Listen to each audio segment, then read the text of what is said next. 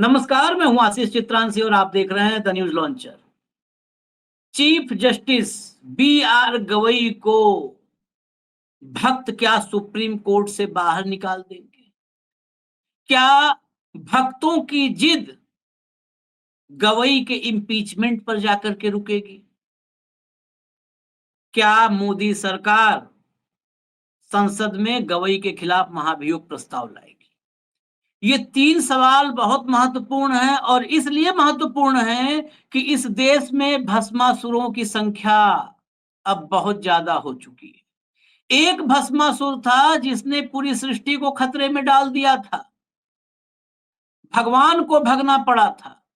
और जब गली गली में भस्मासुर घूम रहे हों तो आप सोच लीजिए कि इस लोकतंत्र को, संवैधानिक ढांचे को स्वाहा होने में कितना वक्त लगेगा, खाक होने में कितना वक्त लगेगा।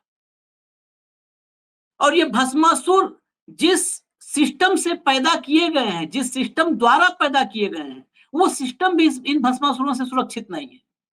हमने मोदी को भी इन्हीं भक्तों द्वारा दौड़ाए जाते देखा है सोशल मीडिया पर। इन्हीं भक्तों ने मोहन भागवत की लानत मलानत नहीं की, बेइज्जत किया सोशल मीडिया में। और इन्हीं भस्मासुरों ने नितिन गडकरी के साथ इसी सोशल मीडिया में गाली गलौज की। ये तो सब एक ही इकोसिस्टम के लोग थे। अब निशाने पर सुप्रीम कोर्ट है और इसके लिए सुप्रीम कोर्ट कितनी जिम्मेदार है यह भी समझने की अब जरूरत है। ये एक तरफा प्यार नहीं है, सुप्रीम कोर्ट भी इसमें जिम्मेदार है।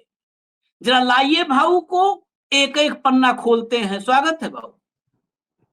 एक कल टिप्पणी आई सुप्रीम कोर्ट की तरफ से, चीफ जस्टिस गवई की तरफ से। खजुराहो में जावरी मंदिर है, इसमें भगवान विष्णु की प्रतिमा खंडित है। उसकी मरम्मत रख रखाव का आदेश देने के लिए एक याचिका थी और chief justice B R Gavai और अगस्टीन जॉर्ज मसीह की बेंच ने सुनवाई करने से इनकार कर दिया, खारिज कर दिया और कहा कि यह विषय अदालत के अधिकार क्षेत्र में नहीं है बल्कि भारतीय पुरातत्व सर्वेक्षण के अधीन आता है। इसी दौरान गवई ने, सीजेआई गवई ने एक टिप्पणी की चुटीले अंदाज में कि अब तो आप स्वयं भगवान से ही प्रार्थना कीजिए। आप कहते हैं कि आप भगवान विष्णु के कट्टर भक्त हैं, तो अब उन्हीं से प्रार्थना कीजिए। बस ये टिप्पणी इतनी नागवार गुजरी भक्तों को, अंध भक्तों को, कि उन्होंने गवई को दौड़ा लिया। ये शब्द पूरी जिम्मेदारी से कर रहा हूं, दौड़ा लिया। सुप्रीम कोर्ट खामोश है क्योंकि जब निशिकांत पर खामोश रहे तो इन भक्तों पर कैसे आप आवाज उठाओगे? ये तो झुंड है, झुंड है। मैं आपको एक एक करके दिखाता हूं आज क्या ट्रेंड हो रहा है एक्स पर। गंवार गवई, इम्पीचमेंट। ये देखिए, पहला आप देखिए, मैं आपको एक एक करके सारा दिखा रहा हूं। इसमें आप ऊपर ये फोटोग्राफ्स वगैरह देखने के साथ साथ आप ऊपर देखिए जो हैशटैग है, हैशटैग है इम्पीच द सीजेआई। सीजेआई के खिलाफ इम्पीचमेंट का ये अभियान शुरू हुआ है और हिंदुइज्म एंड साइंस करके है, 4 tells of the supreme court within 2 weeks. और कई खबरें अंडरलाइन कर करके लगाई गई हैं क्योंकि नफरत, हिंदू मुसलमान वाली नफरत तो अब हमारे डीएनए में बहुत तेजी से बहती है। सिंदूर बहे न बहे, नफरत तो बेरोक टोक बह रही है। अगला जरा दिखाइए, ये तो था इम्पीच द सीजेआई। अगला जरा दिखाइएगा। हाँ, ये देखिए, इसमें देखिए, हमारी संस्कृति को नहीं मिटने देंगे, ग्वार को पाठ पढ़ना आवश्यक है, सिस्टम के गुलाम तुम हो, हम नहीं हैं, 4 किताबें क्या पढ़ ली, हमको ज्ञान देने चले हैं ठेकेदार। और हैशटैग देखिए, ग्वार गवई हिंदू विरोधी। वो ग्वार गवई लिख करके अब हमें मूर्ख बनाना चाह रहे हो तो बात अलग, मतलब गंवार गवई हिंदू विरोधी ये लिखा जा रहा है, ये ट्रेंड करवाया जा रहा है। मैं आपके पास आऊं उससे पहले पूरा पहले बात दिखा देते हैं। अब एक एक करके आप खटाखट दिखाना शुरू कीजिए, दिखाना शुरू कीजिए। ये देखिए, एडवोकेट विनीत जिंदल, ये वकील हैं। इन्होंने तो राष्ट्रपति को चिट्ठी लिख दी है, राष्ट्रपति के पास 2-2 चिट्ठियां जा चुकी हैं। मैंने न्यायमूर्ति बी आर गवई को पत्र लिखा है जिसमें भगवान विष्णु और हिंदू आस्था के विरुद्ध उनके आपत्तिजनक वक्तव्य को तुरंत वापस लेने की मांग की गई है। इस पत्र की एक प्रति माननीय भारत के राष्ट्रपति के संज्ञान के लिए भी भेजी गई है। जाकर स्वयं देवता से कहो कि कुछ करें, तथा अब जाकर प्रार्थना करो, जैसे शब्द अत्यंत अनुचित, असंवेदनशील और असंख्य भक्तों की आस्था के प्रति अनादरपूर्ण है। विनीत जिंदल, अधिवक्ता। देखिए पूरे पूरे गर्व के साथ, भक्तों में गर्व की कमी नहीं है। ये देखिए बहुत सरल है। एक ये मोदी जी के बड़े प्रिय जो है 1.5 रुपए वाले हैं। इन्होंने क्या लिखा, ये है भारत के सीजेआई बी.आर. गवई। इन्होंने कहा है कि जाइए और अपने भगवान विष्णु से कहिए कि वो कुछ करें। क्या सीजेआई साहब मुस्लिमों से कह सकते हैं कि जाइए अपने खुदा से कहिए? जब न्यायपालिका ही हिंदू आस्थाओं पर ऐसी टिप्पणी करेगी तो हिंदू विरोधी क्या कहेंगे? एससी में याचिका लगाई गई थी कि भगवान विष्णु की 7 फीट की प्रतिमा खंडित है, ना तो सरकार ध्यान दे रही है, ना एएसआई। इस पर सीजेआई साहब ने कह दिया कि अपने भगवान विष्णु के पास जाओ और उनसे ही कहो कि वो कुछ करें। अगला लाइए, खटाखट खाए, देखिए झलक देखिए। ये देखिए निश्चलानंद कौन, भगवंतानंद गुरु है, इनका नाम है, पढ़ने में बहुत मेहनत करनी पड़ जाएगी। यदि भारत के कथित न्यायालयों में बैठे बी.आर. गवई एवं आगस्टीन जैसे लोग धर्म प्राण हिंदुओं पर the contempt of the court act 1971 का सेक्शन 2C लगाकर दंडित करने का विचार करें तो हिंदुओं को भी शास्त्रीय संविधान, विष्णु पुराण के 3य अंश एवं मनुस्मृति के 4th अध्याय आदि के अनुरूप जो है, बीच में बहुत सारा संस्कृत के श्लोक लिख डाले हैं, अपना पूरा ज्ञान इसी मॉडल दिए हैं। इसके अनुसार धर्मद्रोह के अपराध हेतु उन नास्तिक उपद्रवियों का कठोर प्रतिकार करना चाहिए। नास्तिक उपद्रवी किसको कह रहे हैं? बी.आर. गवई की तरफ इशारा है। अगला लाइए, अगला इनको देखिए, ये भी परम प्रतापी हैं सब। एक एक आप टाइटल देखते जाइए इन लोगों का। हैंडल, शुक्ला जी, आप भारत के सीजेआई बी.आर. गवई हैं, आप पर बहुत बड़ी जिम्मेदारी है, लेकिन इन्होंने जिस तरह से टिप्पणी भगवान विष्णु को लेकर किया है, क्या उसी तरह की टिप्पणी बौद्धों के लिए कर सकते हैं? पहला, मुस्लिमों के लिए कर सकते हैं, दूसरा ईसाइयों के लिए कर सकते हैं, तीसरा, अगर हर केस की सुनवाई में इसी तरह से टिप्पणी की जाने लगी तो फिर सोशल मीडिया ट्रोल्स और सुप्रीम कोर्ट के माननीय होने में क्या फर्क रह जाएगा? चलिए आगे, ये ट्रोल्स खुद ही बता रहे हैं। ये देखिए एक और महाराज आ गए। जैसे एक आसमानी किताब पढ़ने वाला अपनी मानसिकता नहीं बदल सकता, ठीक वैसे ही भीमटा अपनी सोच नहीं बदल सकता। हिंदू विरोधी जहल से भरे हैं दोनों। ये चीफ जस्टिस ऑफ इंडिया को भीमटा कह रहे हैं सर, लेकिन ये तो हमारे सुप्रीम कोर्ट को सोचना होगा कि उनका इकबाल क्यों इतना फुटबॉल बन गया है, जो आ रहा है वही लात मार के चला जा रहा है। इकबाल को फुटबॉल बनाया किसने? चलिए नेक्स्ट लाइए, अगर बचा हो तो दिखाइए, नहीं फिर भाव पास चलेंगे। हाँ, ये देखिए, ये तो बड़े पत्रकार हैं, बड़े मतलब खुद को कहते हैं पत्रकार। मैं कभी इनके बारे में ऐसा कभी सोचा नहीं, ना सर्टिफिकेट देखने में जरूरत है। Justice BR. गवई, हर्षवर्धन त्रिपाठी नाम है, को हिंदुओं से माफी मांग लेनी चाहिए। उन्होंने न्यायपीठ की गरिमा गिराई है, माफी मांगने से कोई छोटा नहीं होता। ये बात कभी मोदी जी को सिखा देते त्रिपाठी जी, माफी मांगने से कोई छोटा नहीं होता।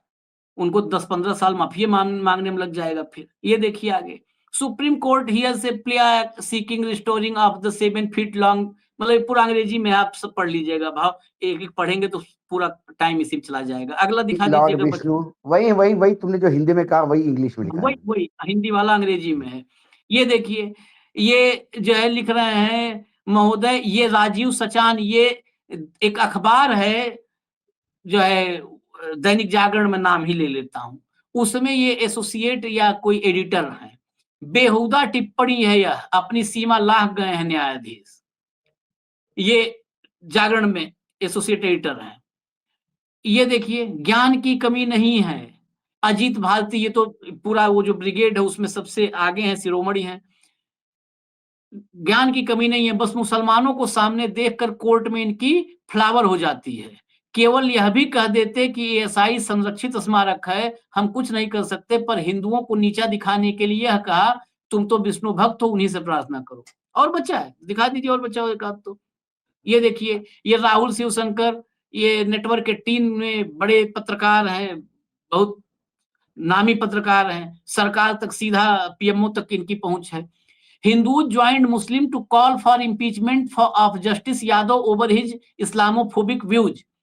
In the determination to act against Yadav being reciprocated today after CJI Gawai's tirade hurting Hindu sensitivities, no, remember Indian secularism is a one way street. इनका कहना है कि जस्टिस यादव जिसने इलाहाबाद हाई कोर्ट में बयान दिया था कि बहुसंख्यक के हिसाब से देश चलेगा, उसमें हिंदुओं ने मुसलमानों का साथ दिया था कि इम्पीचमेंट किया जाए, इन पर महाभियोग लाया जाए। लेकिन क्या जो गवई बोल रहे हैं इसमें जो है हिंदू जो है भावनाओं को जो ठेस पहुंची है उसमें कोई और साथ देगा? याद रखिए, भारत में जो सेकुलरिज्म है ये वन वे स्ट्रीट है, मतलब सिर्फ हिंदू ही सेकुलर है, मुसलमान सेकुलर नहीं है। ये कहां नैरेटिव, ये गलियां, ये चौबारे कहां जा खुलते हैं पता ही नहीं चलता। भाऊ, मैं एक बात सीधा समझना चाह रहा हूं कि क्या सुप्रीम कोर्ट, एक तो अपने इकबाल को फुटबॉल बनाने की जिम्मेदार क्या सुप्रीम कोर्ट खुद नहीं है? कि इकबाल कहते बिल्कुल। हैं ना, फला का इकबाल बुलंद हो, और इस इकबाल को बना दो फुटबॉल, जो आ रहा है वही लात मार के चला जा रहा है गोल पोस्ट में। खुद नहीं, खुद है जिम्मेदार कि नहीं, पहली चीज। दूसरा इसमें सवाल है, क्या सुप्रीम कोर्ट में अब चंद्रचूड़ जैसा ही जज चलेगा जो सवेरे अगरबत्ती दिखा पूछ ले भगवान आज दिन भर क्या क्या फैसला हमको सुनाना है? यही यही जब चंद्रचूड़ जी ने यह कहा कि मैंने भगवान को पूछ के फैसला लिया है, जब उनका ये वक्तव्य आया चंद्रचूड़ जी का, तब सबसे पहले हमने क्रिटिसाइज किया इसको, क्योंकि भगवान को पूछ के आप न्याय नहीं कर सकते। न्याय देने के लिए संविधान है, संविधान की किताब से आपको चलना पड़ेगा, मनुस्मृति से नहीं चलोगे आप। और यदि भगवान के भरोसे चलना है तो फिर आपसे ज्यादा पुजारी बहुत बैठे हैं इस देश में भगवा पहन के, उन्हें सर्वोच्च न्यायालय में बिठा दिया जाए। दूसरी बात, जब सर्वोच्च न्यायालय के मुख्य न्यायाधीश ने प्रधानमंत्री को अपने घर बुलाया गणपति की पूजा करने के लिए, तब भी हमने कहा प्रधानमंत्री आना चाहते थे बिल्कुल आते, प्रधानमंत्री पूजा करके जाते, आप वहां दरबारी बन के खड़े हो गए पीछे टाल लेके, फोटो आपने सोशल मीडिया पे डाली। आप क्या मैसेज देना चाहते थे? जिस सरकार के खिलाफ कई केसेस आपके पास है और सरकार के मुखिया को आप अपने घर में बैठ के सम्मानित कर रहे हैं, ठीक है, कुछ फॉर्मेलिटीज होती हैं। आपको जो जजेस के जो वो है, जो अपनी उनकी संहिता है, आचार संहिता, उसमें बाकायदा लिखा है कि जज, ये जो न्यायाधीश है, वो अकेलापन का उसको बहुत तकलीफ होती है, क्योंकि वो सोसाइटी में मिस नहीं हो सकते। आप मिलिए, आम आदमी से मिलिए, आम आदमी से मिलोगे तो न्यायपालिका में विश्वास हो जाएगा। लेकिन नेताओं को और धन्नासेठों को मिलेंगे तो फिर आम आदमी को लगेगा कि न्याय बिक गया है। ठीक है, ये बात है। अब गवई पे आते हैं। जब ये केस गवई के सामने आया तो गवई जी ने कहा कि ये हमारे जुरिडिक्शन में नहीं, आप पहले एएसआई में जाइए, आर्कियोलॉजिकल सर्वे में। आर्कियोलॉजिकल सर्वे काम नहीं करे तो आप हमको बताइए। जो खंडित मूर्ति है वहां पूजा भी नहीं हो रही है। खंडित मूर्ति, उस जितने मंदिर है खजुराहो में, उसमें पूजाएं नहीं होती आशीष। हाँ हाँ मैं बता रहा हूं आपको, आपको मैं और बता रहा हूं, एलोरा अजंता में जो महादेव की एक मंदिर है, उस मंदिर में जब मैं पहली बार गया तो मैंने वहां से कुत्ते उत्ते ऐसे बैठे हुए देखे मंदिर के अंदर, हाँ तो हाँ वहां भी पूजा नहीं होती। पूजा जहाँ होती है वो प्राण प्रतिष्ठा करके सब करके अपने लोग मंदिर बनाते हैं, वहां पूजा करते हैं, पूजा अर्चना करते हैं। एलोरा अजंता में जो मंदिर है उसमें कई जैनों का भी झलकता है, बुद्धों का भी झलकता है। और बार बार हमारे यहाँ तो कई बार ऐसी मांग उठी है कि जैसे मस्जिद मस्जिद मतलब मंदिर तोड़ के मस्जिद बनाए। लोग बोलते हैं बुद्ध मंदिर तोड़ के हिंदुओं ने मंदिर बनाए, हाँ वो भी झगड़े चल रहे हैं। सवाल है, तो उन्होंने जब ज्यादा इंसिस्ट किया, जब उन्होंने कहा कि आर्कियोलॉजिकल सर्वे का काम है भाई, जब वो ज्यादा इंसिस्ट किया कि सर मैं विष्णु भक्त हूं और मुझे बहुत पीड़ा होती है और ये होती है और वो होती है, तब उन्होंने कहा कि फिर आप अपने विष्णु जी से पूछिए ना क्या करना है। दैट वाज, मुझे नहीं लगता वो कोई टिप्पणी अनकॉल्ड फॉर होगी। ये तमाम लोग जो थे, जो सेक्युलरिज्म का पाठ पढ़ा रहे, अपने आप को पत्रकार कहते हैं, ये सब पत्तलकार, इन्होंने तब तो नहीं कहा था कि जब चंद्रचूड़ ने कहा कि मैंने भगवान से पूछ के डिसीजन लिया था, तब तुम तब कहाँ हाँ थे? मैं मानता हूं कि तुमको आज भी बोलने का अधिकार है, यदि तब तुम बोले होते। हम भी बोलते हैं, गवई ने रिस्ट्रेन कर देना चाहिए था, मतलब ये डायलॉग मार के कोई कोई खास उसमें कोई ऐसी टिप्पणी नहीं थी कि एकेडमिक टिप्पणी है। लेकिन गवई ने यदि ऐसा कहा कि भाई आप अपने भगवान से ही पूजा पूछ कर लीजिए, यदि ऐसा कहा तो फिर गवई ने अपमान कहां किया? गवई ने तो विष्णु जी को महिमा मंडित किया कि भक्त और भगवान के बीच में न्यायपालिका क्या करेगी? ये नकली भक्त है क्या जो भगवान से मांग नहीं सकता? ये तमाम जो गवई को गाली दे रहे हैं, गवई जी ने तो ये कहा कि भक्त और भगवान के बीच में न्यायपालिका क्या करेगी? आप भगवान से पूछिए सीधा। जब आप भगवान से पूछेंगे, भगवान आपको दे देगा, मामला सेटल। अभी एक टिप्पणी की थी किसी ने, मैं अभी एक क्लिप देख रहा था कि वो महाराज में बैठे और एक बहुत अच्छे आजकल प्रवक्ता हुए हैं, वो कई बीजेपी वालों को बहुत धोते हैं। हम्म, उन्होंने कहा कि देखिए, भारत अकेला देश है जहां मूर्ति में प्राण प्रतिष्ठा होती है। हम्म, उन्होंने कहा कि महाराज, एक आध मरे हुए आदमी भी प्राण प्रतिष्ठा कर दो। हम्म, जब पत्थर में आप प्राण डालने की बात करते हो तो इंसान में भी प्राण डाल दो ना। तो कई एक्सीडेंट में ऐसी मां मर जाती, बेचारी बच्चा पैदा होते से मां मर जाती, हम्म, वो मां में प्राण डाल दिए तो वो बोले ये आस्था का विषय है। सवाल ये है, आप कब आस्था शुरू करते हो, कब? ये सब्जेक्टिव है सबका।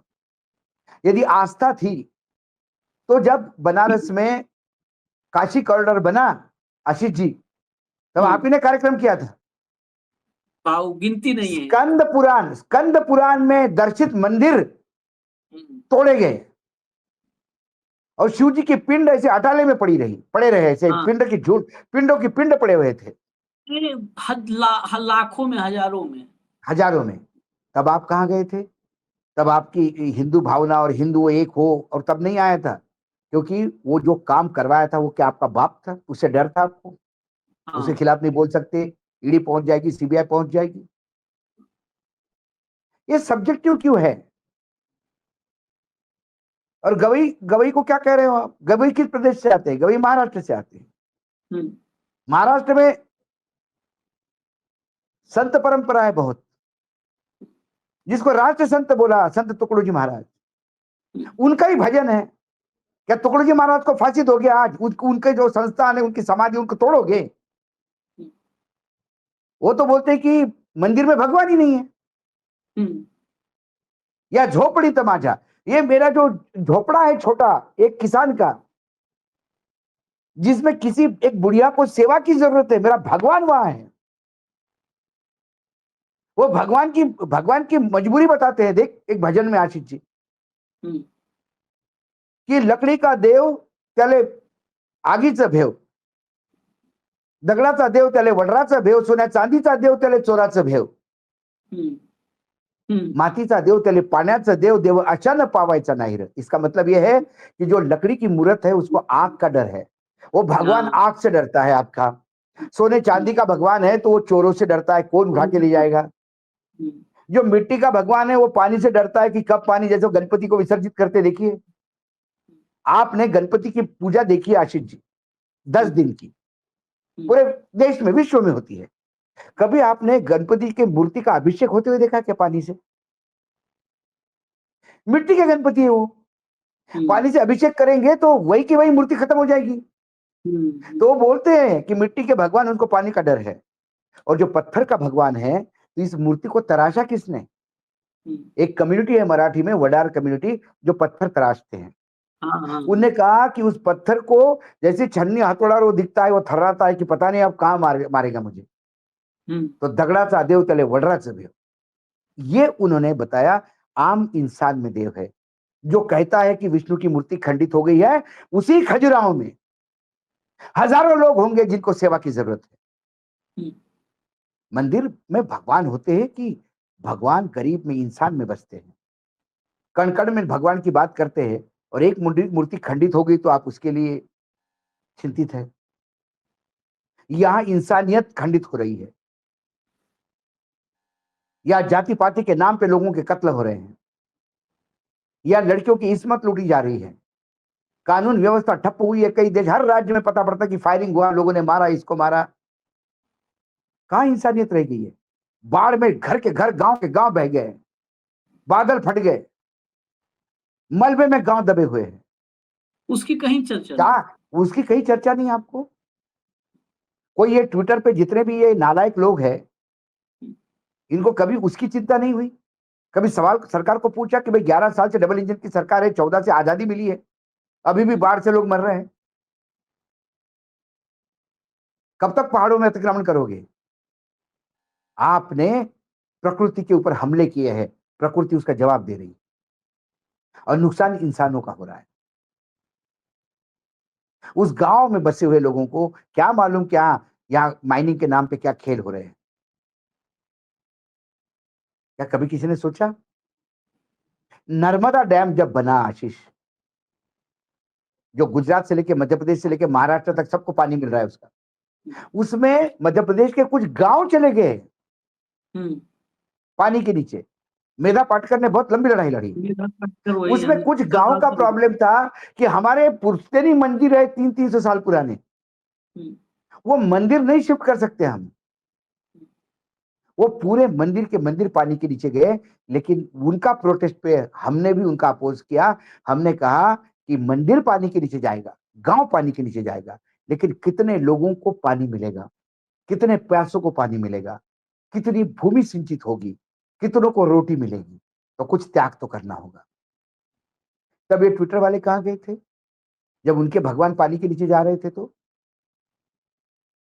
आज एक विष्णु की खंडित मूर्ति वो ईएसआई पे जाए, भाई आर्कियोलॉजिकल सर्वे किसका है? गवर्नमेंट ऑफ इंडिया का है। हाँ क्यों सुप्रीम कोर्ट हाँ में आए आप? हाँ, आप ही की सरकार है डबल इंजन की। जो राम का मंदिर बनाते हैं तो विष्णु का भी, अभी विष्णु ने तो राम का अवतार लिया था। जब अवतारों की पूजा होती है तो ओरिजिनल भगवान की भी आप बताइए, वहां पे मूर्ति करिए। लेकिन उस मंदिर में विष्णु की मूर्ति वोट का एटीएम नहीं बनती आशीष, हम्म, क्योंकि उस मूर्ति के बारे में और मंदिर के बारे में लोग जानते भी नहीं। जानते नहीं। हाँ। खजुराहो के भी लोगों को मैंने एक दो बार पूछा, फोन करा तो बोले पता नहीं कौन से मंदिर की बात हो रही है। हम्म, हम्म, तो वहां पे मतदान नहीं मिलेगा, राम जन्मभूमि में मतदान मिलता है, इसलिए वहां एटीएम लगा खड़े हो गए। और ऐसी खंडित मूर्तियां कितनी है देश में? कितने महंतों ने जमीन बेचने के लिए एक दूसरे की मर्डर करे हैं। तब आपका हिंदू तो उफान नहीं मारता, तब आपको कुछ नहीं लगता। नहीं, ये हमला दलित पे मुझे लगता है, इसमें यहाँ पे सीजीआई ये गवाही नहीं हम कर बस रही। वो जो एग्जैक्ट भीमटा लिख रहे वो हैं जो वो दलितों भीमटा पे है। लिखा ना, एक वो बोल रहा है कि मनुस्मृति के अनुसार इनको दंड देना चाहिए। दंड देना ये चाहिए था। मनुस्मृति की मानसिकता है। हाँ, एक दलित जज आपको सहन नहीं हो रहा है, नहीं हजम हुआ। हाँ, एक नहीं हजम दलित आया हुआ, तो। हाँ, नहीं हजम हुआ, क्योंकि इनको न्यायपालिका में सवर्ण लोग चाहिए। सब भगवान को जगह पूछ के, सवर्ण सब जगह चाहिए। भगवान को सवर्ण खाली। सब जगह सवर्ण चाहिए। भगवान को पूछ के न्याय देने वाले चाहिए। हम्म, उन्हें वो अपेक्षा थी मुख्य न्यायाधीश से कि वो तुरंत आदेश देती सरकार को कि 15 दिन के अंदर एक ट्रस्ट बनाओ और ये मंदिर का पूरा जीर्णोद्धार करवाओ और ये मंदिर वहां नई नई मूर्ति स्थापन करो। इस नई मूर्ति स्थापन करने के लिए बजट में पैसे लगाओ। तब वो वाही वाही होती रहती, वाह वाह वाह वाह वाह। एक तरफ ये जो लोग हैं, ये मतलब आस्था के नाम पे सर्वोच्च न्यायालय के, लेकिन इनकी आस्था उनमें नहीं है कि लोगों को स्कूल और हेल्थ। आदरणीय मोहन भागवत जी ने कहा ना हम्म, कि इस देश में अब शिक्षा और स्वास्थ्य दोनों आम आदमी के हाथ से दूर चला गया, उसके लिए कोई कोर्ट नहीं जाएगा। ये मैं बोलने वाला था। हाँ, ये बिल्कुल सही पॉइंट, उसके लिए और कोई कोर्ट नहीं। आस्था, मेरे आस्था आस्था किस बात की आस्था भाई? कौन सी आस्था की बात कर रहे हो? और आपको लगता है कि बस एक ही आदमी की आस्था और पूरा देश उसके पीछे लग जाएगा? हम भी भगवान विष्णु की आस्था रखते हैं, लेकिन हमारे भगवान विष्णु तो कई रूपों में पाए जाते हैं, कई रूपों में पाए जाते हैं भगवान विष्णु।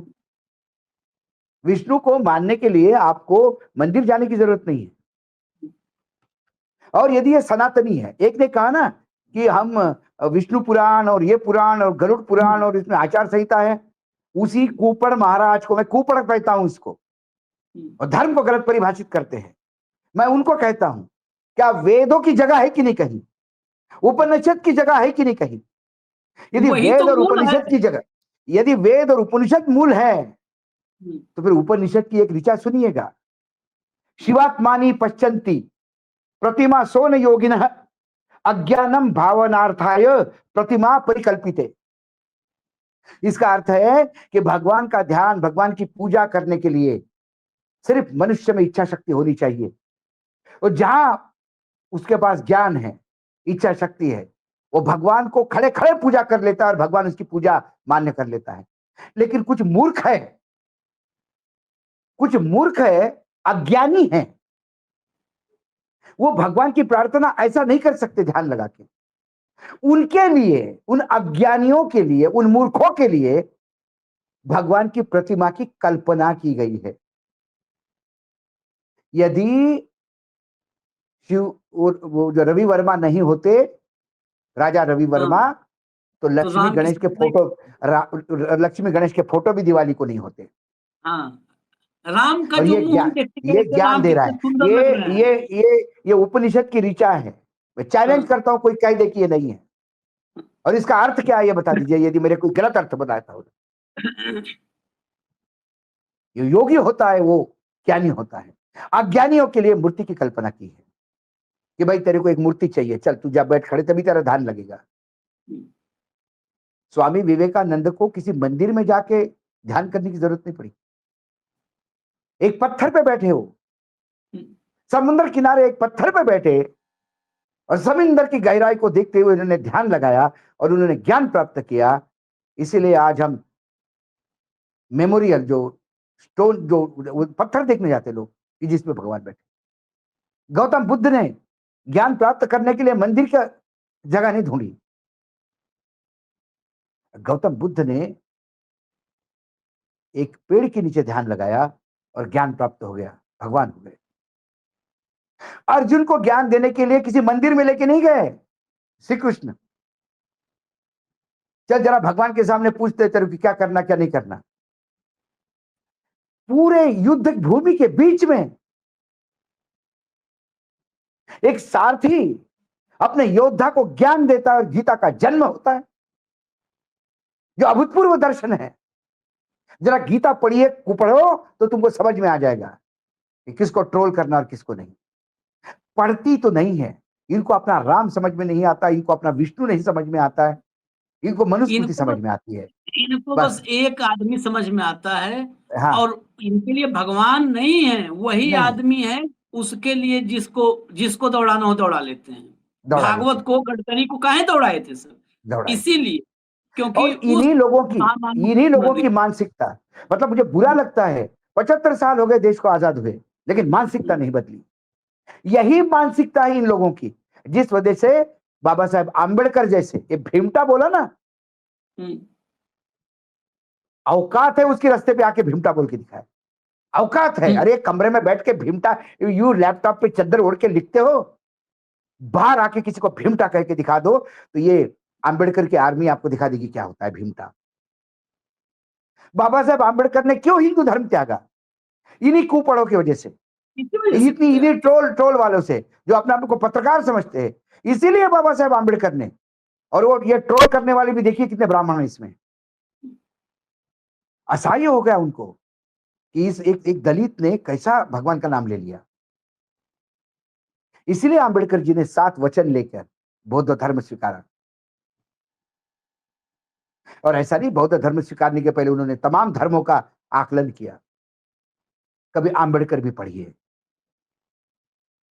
व्हाट्सएप यूनिवर्सिटी से बाहर आइए, कभी किताबें में जाइए, किताबें देखिए क्या कहती है किताबें। क्या पढ़ेंगे ना पढ़ें ठीक है। ये अम्बेडकर पढ़ेंगे, ये बाबा साहब को पढ़ेंगे तो दिक्कत है, वो ना पढ़े ठीक और है। सर्वोच्च न्यायालय भी, सर्वोच्च न्यायालय के खिलाफ बोलने की ये हिम्मत इसलिए हुई हाँ, कि एक आदमी सर्वोच्च न्यायालय के मुख्य न्यायाधीश को कहता है कि देश में आग लगा रहा है, और सर्वोच्च न्यायालय वो अपमान सहन करके चुपचाप बैठता है। सबके दिल खुल गए, सभी सर्वोच्च न्यायालय को ज्ञान देने लगे, और सभी के लिए सर्वोच्च न्यायालय वो टारगेट का विषय हो गया। और गवई तो खास करके, क्योंकि पिछड़े हैं। नहीं, मैं आखिर में भाऊ इसमें कार्यक्रम में ये देखिए कि इस देश में एक समूह छोटा सा है, 10-15%, वो सुप्रीम कोर्ट को क्या क्या शब्द इस्तेमाल करता है वो हम नहीं बोल सकते। सुप्रीम कोर्ट, कोर्ट की जगह इस्तेमाल करता है क्या शब्द, कोठा जैसे शब्दों को इस्तेमाल करता है। सब होता है। सुप्रीम कोर्ट कहता है हमको उससे फर्क नहीं है, लेकिन सुप्रीम कोर्ट को कब फर्क होता है, हम लोग संवैधानिक दायरे हाँ, में अगर सवाल उठाएंगे तब सुप्रीम कोर्ट को दिक्कत होगा। हमें सुप्रीम कोर्ट के बहुत कोर्ट फैसले तो नहीं खत्म हो रहे हैं, नहीं आज की नहीं नहीं, तारीख में सुप्रीम बहुत कोर्ट भी फैसले नहीं खत्म हो छोड़ो, रहे। मैं तो सारे न्यायपालिका को एक में गिनता हूँ। सुप्रीम कोर्ट के हाँ अधीन तो है बाकी हाँ न्यायपालिका, भी हाँ न्याय मंदिर। बिल्कुल क्या हाँ सुप्रीम सारे। कोर्ट की ड्यूटी नहीं रखती कि बाकी न्याय मंदिर? अभी क्यों वीडियो हटाए अडानी के? क्यों वीडियो हटाए अडानी के? एक तरफ सुन के आपने वीडियो हटाने का ऑर्डर दिया। उनमें से वो लोग हैं जिन्होंने कोई गलती नहीं की, किताबें लिखी है अडानी पे। पता नहीं अडानी सेठ ने क्या कह दिया, वन वन वे बिना सुने आदेश दे दिया वीडियो हटाओ। और उच्च न्यायालय कहता है कि इतनी जल्दी क्या है, आपके वीडियो डिलीट होने दो फिर करेंगे हम। अब बोलेंगे अब तो डिलीट हो ही गए, अब क्या करेंगे? महाराष्ट्र की सरकार इलीगल होते हुए भी आपने 2.5 साल चलने दी। बोले ऐसा कुछ हो गया तो आप हमारे पास आइए, तुरंत सुनवाई करेंगे। ये सर्वोच्च न्यायालय के शब्द है। लेकिन सुनवाई हुई नहीं हुई, अभी तक चल रही है। उस सरकार, जो सरकार अभी 2.5 साल पूरे करके 5 साल के चुनाव में आके फिर आ गई, लेकिन उस 2.5 साल के बारे में अभी भी सुनवाई चल रही है। और न्यायपालिका कहती है कि हमारे वो डिले हो रहा है बहुत न्याय। Justice delay is justice denied. Adani के मामले में आपने 24 घंटे के अंदर क्या जरूरी है ये कह के you are denied the justice, that means you are denied the justice. और एक लाइन आखिर में, ये जो कुछ हो रहा है इसमें ये भस्मासुर तो किसी को भी दौड़ाएंगे जिससे इकोसिस्टम देखिए, को खतरा हो, लेकिन जिम्मेदार सुप्रीम कोर्ट है, जिम्मेदार बिल्कुल खुद गवाही है। इन लोगों को भी गवाही है। अपने भीतर झांकना होगा। हमें बहुत फैसले नहीं हजम होते, और हमें ये नहीं कि निजी तौर पर इस देश के लोकतंत्र और डेमोक्रेसी चुनावी प्रक्रिया को लेकर के बहुत सारे सवाल आते हैं, वो सवाल सवाल सुप्रीम कोर्ट में नहीं साफ हो रहे हैं, उन सवालों का समाधान नहीं हो रहा है। लेकिन हम अपशब्द नहीं इस्तेमाल करते, कठोर सवाल करते हैं, अपशब्द नहीं इस्तेमाल करते, लेकिन दिक्कत है। और वो जो सत्ता पोषित है ना, ये सब सत्ता पोषित है, ये सत्ता सत्ता पोषित पोषित है। गालियां देंगे, लेकिन आपकी मजबूरी है, सुनोगे गाली, सुनोगे गाली आप। और एक बात और, ये पूरा का पूरा, इसमें मैं सिर्फ गवई को गाली और न्यायपालिका गाली नहीं देखता हूं, ये दलितों को पर अटैक है, मनुवादियों का। बहुत मनीवादियों का हर दलितों पे अटैक है। हर जगह ये बिहार के मतदाता सुन ले, बिहार के दलित, महादलित, पिछड़े, अति पिछड़े सब सुन ले, और देश भर के। यहाँ पिछड़ा, अति पिछड़ा, दलित और महादलित कब हिंदू बनता है? जब चुनाव में बटन दबाना होता है तब हिंदू बनता है, उसके बाद वो दलित महादलित हो जाता है। दूसरा कहां पे इस्तेमाल होता है? जब कांवड़ यात्रा में भीड़ इकट्ठा करनी होती है, कांवड़ उठाना होता है, कांवड़ियों में फिर ये शब्द विवादित हो जाएगा, लेकिन पूरी जिम्मेदारी से कर रहा हूं। आप कभी भी गिनती करवा लीजिए, बहुत सारे पत्रकार ग्राउंड पे काम करते हैं, कांवड़ियों में 70% 80%, क्योंकि बेरोजगारी है, काम है नहीं, उनको धर्म की तरफ झोंका जाता है। वो बेचारे पिछड़े, अति पिछड़े, गरीब, दलित कौन है सवर्णों में? मैंने हमको तो अपने मैंने आसपास नहीं दिखता, मैंने कांवड़ लेके जा रहे ऐसे, हो। मेरे मेरे तो जीवन काल में कई कावड़ियों से हमारी बात भी होती है। कई कावड़ी हमको भी गंगा जल ला के देते हैं रास्ते में आते हुए। किसी भी कावड़ी को मैंने ऐसा नहीं देखा कि वो बैंक में काम करता है और 15 दिन की छुट्टी लेके कावड़ लाने गया। नहीं नहीं, बेरोजगार ऐसा है मैंने नहीं बेचारे, देखा। हमारे भाई हैं सब। लेकिन हमारे भाई न्यायपालिका है। भी चाहिए, न्यायपालिका में आपको सवर्ण चाहिए, मनुवाद चाहिए, आपको सरकारी संस्थानों में मनुवाद चाहिए, आपको सरकारी जो है, जो भी संवैधानिक संस्थाएं हैं वहां पर वही चाहिए। इस देश का 85% सिर्फ कांवड़ उठाने के लिए है। इस देश का 85% मतलब ओबीसी, ईबीसी, दलित, महादलित, वो कांवड़ उठाए, वो झंडा डंडा उठाए आपका, वो आपके नारे लगाए, आपके लिए तालियां बजाए और गालियां खाए। यही उसका अंतिम जो प्राप्ति है, उसकी उपलब्धि जीवन की, इसीलिए वो जन्मा है धरती पर। इसको सोचिएगा, देश के सभी, और मैं कह रहा हूं कि खासकर पिछड़े, दलित, अति पिछड़े, महादलित सब सोचे इसको। बहुत बहुत बहुत धन्यवाद। गवई जी अपनी नियति खुद तय करेंगे। धन्यवाद, नमस्कार। एग्जैक्टली, नमस्कार नमस्कार।